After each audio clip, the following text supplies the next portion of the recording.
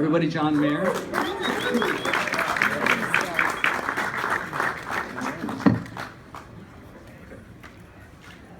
Anyway, do you think that you could talk about the amp and your experiences and talk and maybe play a little bit for them? Would that be Absolutely, yeah. As you said, I needed an amp to go on tour with Dead & Company with, to accompany the guitar that we had developed together. And when I came off of that tour, I started to continue to make my album and looked at it and went, well, I've never really plugged any other guitar into it.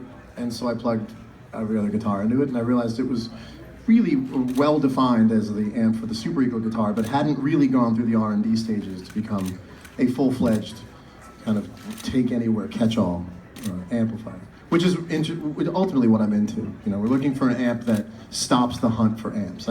So many variables going on all the time. What amp should I use? What guitar should I use? What cabinets? What speakers? And I'm looking to sort of stop that search. You know, do you want to get the amp you love? It starts to define your sound going forward, and that's what I was interested in doing. And so then we started working on really honing in the amp to be able to get my sound with my own music. And that got really fun, and we were able to include this new dimension of sound without losing the original sound that I had going with the Super Eagle guitar. And it made perfect sense to offer it. Once we had discovered how to get that sound, it made ultimate sense to bring that to other people. And as I mentioned before in a different conversation, you know, I'm sort of interested now in killing this idea of like the unicorn gear. The gear that only exists in your imagination. 4 people have it. I heard the last one that came up went for $7 billion. You know, they found one at the bottom of the ocean. You know, we want to sort of stop that thinking, because what I want to do is inspire guitar players not to believe that they're limited by their ability to get an amplifier. The idea that, well, there's this other amp you can't get. I'm trying to sort of bring it all into sort of accessibility for people. And that is now why we're looking at a JMod 100, which could be a JM overdrive or a John's mod. So I kind of like that portmanteau. And it's usually about this part when I hear myself babbling that I realize I'm done talking.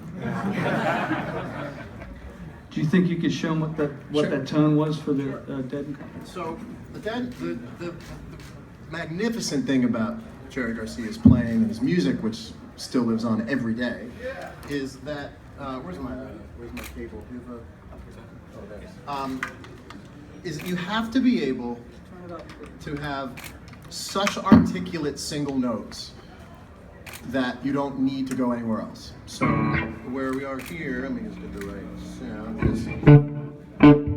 I'll turn down.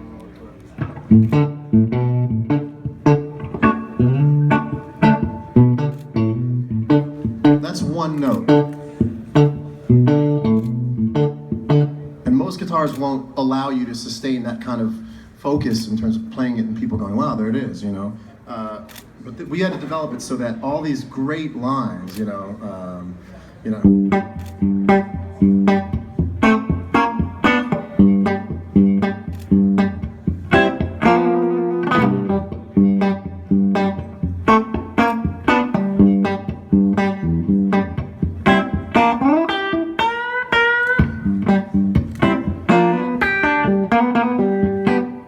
It has to be able to sustain that. Otherwise, if you play that on a guitar, you pick up most guitars, it just goes boom, boom, boom, boom. And it has to have that intrinsic sort of joy sound to it. And you get that from a longer scale length, and so it's also very, very clean. Let me get a little more out of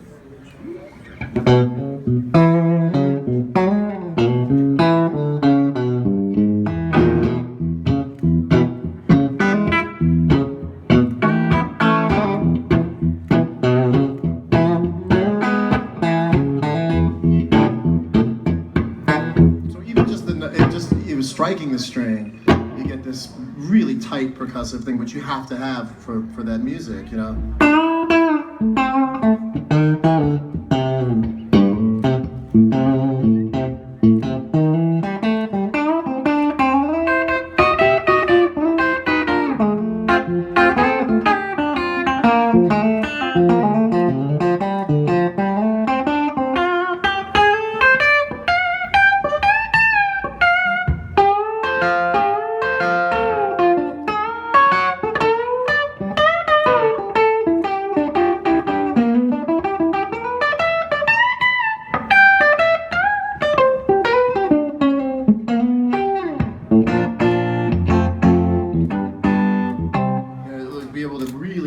the tone is right and the feel is right, then your timing is right and your focus is right, and it's the most satisfying experience. We've all had really satisfying experiences playing music, and really confusingly disappointing experiences playing music.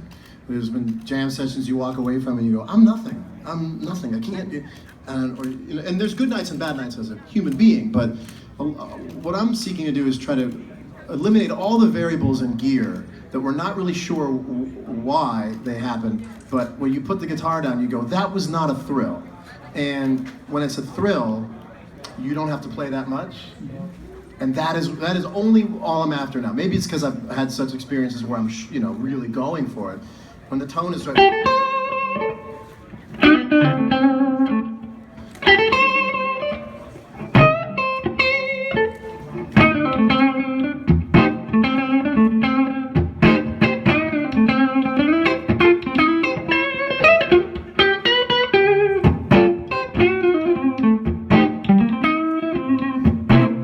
In a gig, and Bright switches in. Right, that's okay.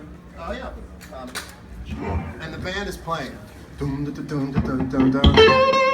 That's all. For me, I'm looking for the tone and the feel. That's all I need to do. Huh?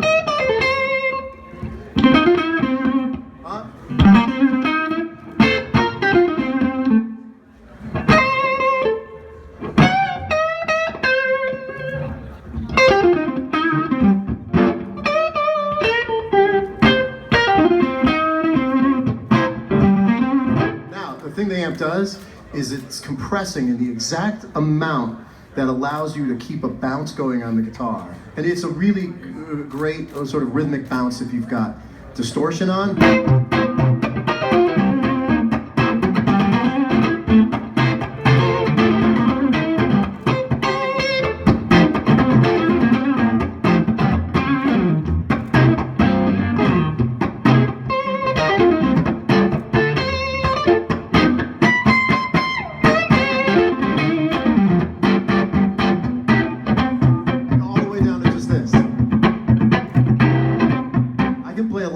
I can accompany a drummer with this amp because I can just. I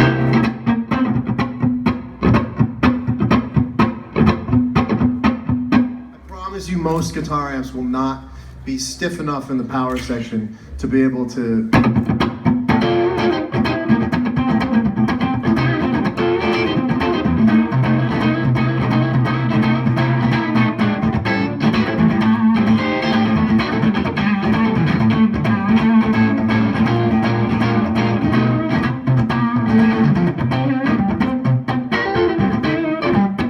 That's a dirtier version of it. You put a different guitar into it, you put a Strat into it, you're going to get the glassy, clean funk thing. You put a Gibson or a PA, anything with PAFs. 594, we should plug a 594 in this thing, you hear. It'll respond beautifully to kind of each tone you put into it. And I'd rather let the guitars be the different voice for me personally. So they're grabbing a 594 right off the wall, John. That's ballsy. What you don't know is on Friday mornings, all the managers go through. We open cases just like you to make sure that this is not a frightening event. We know that the guitar's right. Seriously. Yeah. When Paul handed me the 594 in a hotel room, and I hadn't even seen it. Didn't have a number. It was a prototype, and I plugged it in and I went. All I'm looking for is this. The only reason I started playing guitar is because I wanted to sit alone in a room by a window, much like a day like today on a rainy day, and be able to just trip out. Ever since I was 12, I was like, I just want to be able to sit and do that. And I still try to find that zone. And when I got handed the 594,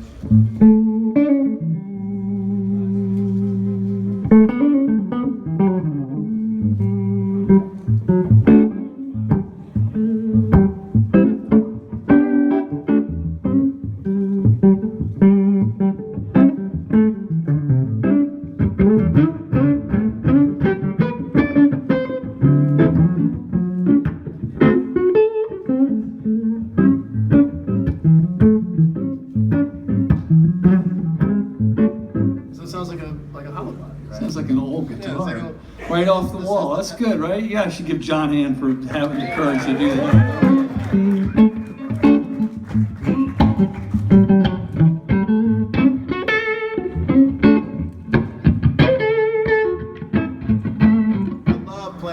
Well, you can just.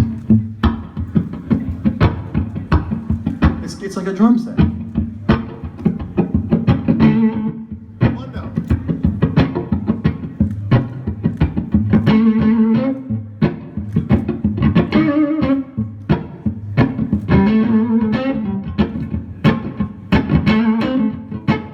Forget about all the stuff you'd be able to do if you were jamming. I just don't love playing hyperactively without a band. It doesn't, you know, it's the sound of NAMM. It's the official sound of NAMM. But you know, the hyper like jamming with the band of gypsies in your mind. But that's what I'm looking for in my career and my playing now is this beautiful. You want to be able to make a note. You intend to make a note, hear the note, and go yeah. And then reinvest that joy into the next note. That's what it's about. So John, I have a surprise for you don't know about. Okay. Okay. So I was born in 56, so debatably the greatest year of vintage guitar is probably around 1958, but I was in diapers. I didn't get to make guitars for Hendrix. I didn't get to make guitars for the early Allman Brothers. I didn't get to make guitars for the Beatles, okay? But we're making guitars now, and our industry is built on extraordinary musicians that become legends, all right?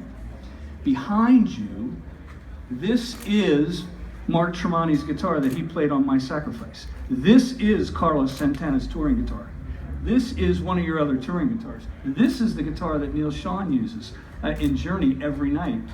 So they're sitting right behind you, and what's different is when you walked up, you just thought it was some of the other guitars. Yeah. They look so similar to what we normally sell, and that's one of your Dead & Company guitars, right?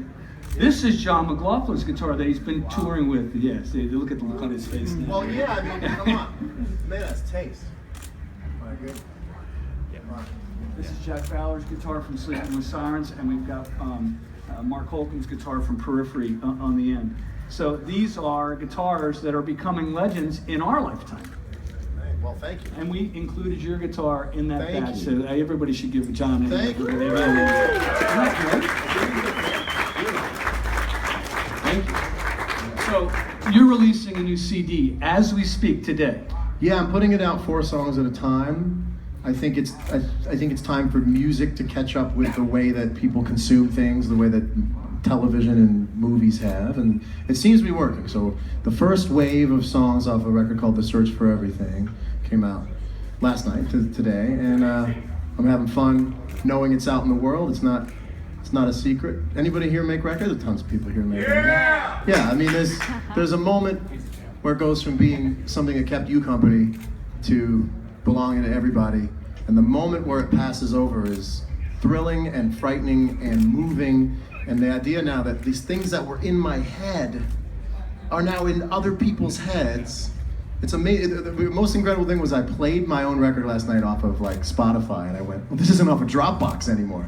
It's just easier to hear my, I don't have to get it through. It's amazing. You work, then somebody emails it to somebody gets the master off, and then it's on iTunes, and you go, oh, it's everybody's now. So it's been a really fun day, and this is an awesome part of it too. I wouldn't want to be doing anything else on a release day. So this is the press for our industry, our guitar industry, our amp industry. And we don't get an opportunity very often to do this, John. So from my heart to yours, thank you so much for coming. Everybody should give him a big hand. So with that, this is a press conference. Yes. Why don't we take 2 questions and then we're going to be done. Right on. Yes, right here. Hi, huge fan, obviously. Thank you. And I'm a female guitarist. Any advice for females who are actually trying to be good guitarists in this industry? What an absolute landmine of a question. So you need to repeat it so everybody knows. She said, I am a female guitarist, and what advice do you have for female guitarists in terms of getting better? Yeah. There is absolutely no way to answer that in a way that, I mean, I would love, if it were you and I hanging out, I would like wager some guesses, but I think this is the same for everybody. I have to imagine the ergonomics are the same. Mm-hmm. Well, you could tell me, do you feel like there's and I'm not trying to corner you, do you feel like there is a natural difference? Like, would the guitar be thought of as a sport in the sense that females have a different ergonomic or pressure sensitive thing they're doing with the guitar, or no? I think maybe it's more idea of a woman playing something in the shape of a woman's body. Oh, that's interesting. Oh, there you go. So there's Paul, are the they comfortable for a stereotype. woman? Look, there is a record being released on Steve Vai's label today of 10 female guitar players, one per. Yeah. You got to remember, Rhonda Smith has been through 3 Jeff Beck tours. This thing with female guitar players in Prince's band is getting stronger by the day. And I'm seeing it on Instagram. And Instagram is, you know, Twitter is a place for humor, and Instagram is a place for, now with the minute-long video, it is a place for musicians to get heard. Not even so much bands. It doesn't work. You know, you can't really get a song on Instagram. So what people are really making the most of it with are playing guitar. And I search. I've said this before. I search my name on Instagram. It's the only search I do is of my own name on Instagram. And I mean, I do other searches, but the only search of my own name is on Instagram. And I'm seeing dozens a day. I'm watching every single one. So just so you know, if there's somebody playing guitar and they're, you know, they're very obvious thumbnails. You can see the way that it looks when someone's playing. If someone's playing the guitar and my name is in the hashtag, I'm watching it. And I'm seeing more female guitar players. I wish I knew them by name, but there's one girl who plays incredible. She hangs out in front of a Led Zeppelin album cover on the wall. And forgive me for not knowing her name. Maybe throw it in there if you find it. And she's playing great. She's playing great. And then I introduced you to a girl who's playing. I mean, moreover than females, I look at it more like young people playing the guitar. Yeah. There is no reason culturally right now for a young person to play guitar just based on reading sort of what's culturally on the surface. That speaks to the power of a guitar that once you find it, you go, I gotta do this. And I'm seeing now, if we look at everything in sort of a plantation system, we're looking at the seed that started maybe 5-6 years ago. People wanted to get back into guitar. And we'll look at them right now as in the middle process of not having record deals yet, but not being beginners. They're all on Instagram, and they're playing great. They'll cover my song within 12 hours, within 2 hours of my putting a song out, and have it down. You know, it really is very inspiring. And I'm not sure how this plays out into the market sort of aspect of things and metrics, but in terms of the art form, I think it's completely alive and well, and that's why that's why I watch Instagram all the time. I love watching people play. Mateus Sato was here. He's playing his ass off. He's one of the best guitar players around, and his stage is Instagram. You know, I mean, he plays his own music and he plays in Tori Kelly's band, but where I found him, he sold one of the guitars he plays to me. I bought it because I watched him play it. Yeah. That power is still there. The power of watching another guitar player and going, oh shit. Yeah. Or the power of watching a guitar player and going, what pedal is that? I went and saw Michael Landau play the other night. Phenomenal guitar player. I just sat there. I drove myself in the middle of the night to go sit on a stool alone and watch Michael Landau play. And I want to know what pedal he's got. And I've been doing this for a living for a long time, and I've got a lot of pedals, and I want to know what he's got. Yeah. So it's alive and well, and I just want to know now if Paul would ever think of making a breast-sensitive guitar. Right? Have you thought All about? right, so what you don't know is when we came out with the hollow bodies, all these women started to buy them because it was ergonomically sat well with There them. you go. The little hollow body that we make. Yeah. So can we now say that all PRS guitars are universally fitted? Next question. Yeah, Check right here. Instagram later. Nice and loud. Last question. What's your favorite Dead and Company song to play? And hit a few notes if you could, please. Absolutely. I would say that there's so many that, I mean, I guess part of the fun of it not being my music is that I don't have the relationship of having labored over writing it. I don't have any notions. I'm not clouded by the frustration of what it was like to write it or produce it or record it. So I look at it as these incredible sort of like jungle gyms to play on, you know? And I love the ones that have grooves built in, you know, like the ones that I was playing. I love He's Gone. Oh, I need the Super Eagle if I can get that.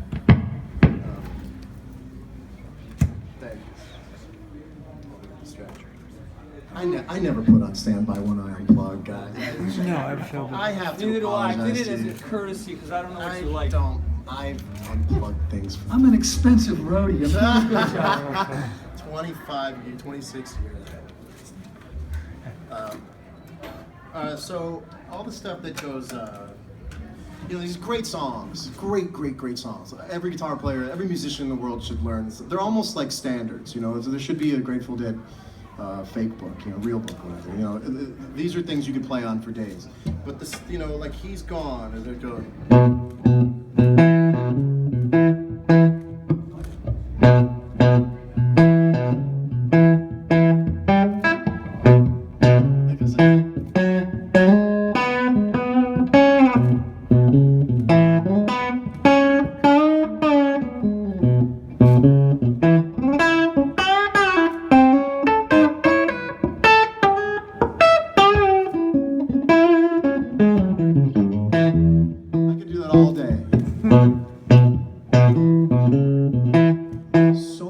much swing is implied in that riff, and you have to play it with the implied swing. Which is really...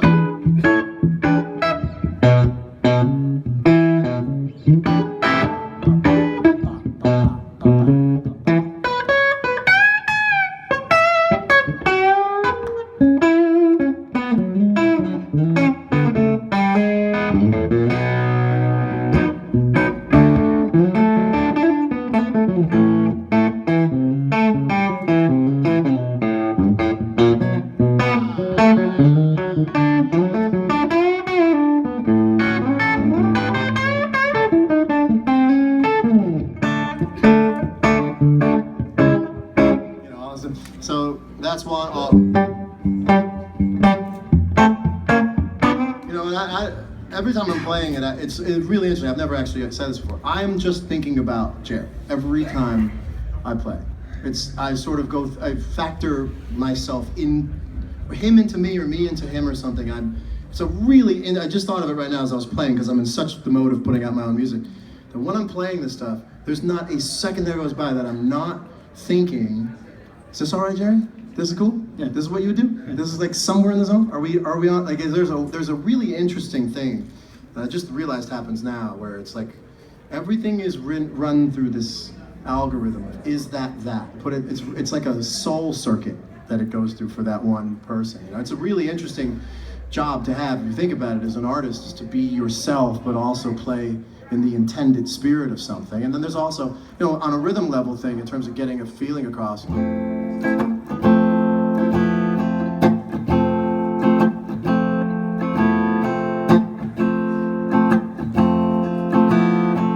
You play that for any Grateful Dead fan / Deadhead, and they will know exactly what that, to be the power of music, that you can imply what's going to come for the next 15 to 20 minutes and what it means. You hear every lyric, every chord change, everything that's about to be, everything based on, you want to be as a musician, you want to be that. You want to get it down to...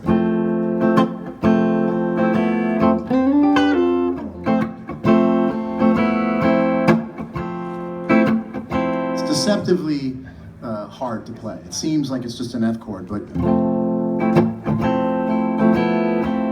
you got to play it with some sort of sweet, a sweetness, a sad sweet. I would think if you were running everything through the Grateful Dead, the Jerry Garcia sort of prism, it's a sad sweetness. I think that's what we love. That's what I love about it. You know, that's sad to me. That sounds sad to me. It's hopeful, but it's still sort of sad. So all that single note stuff, which this stuff does. So John, thank you very, very much for coming. Everybody, if you could give him a big hand for being here. Thank you much. So I now call this 2017 PRS press conference to an end. Thank you very much for coming. Bye-bye.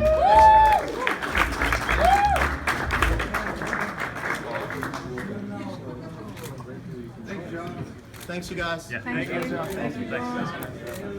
Very cool.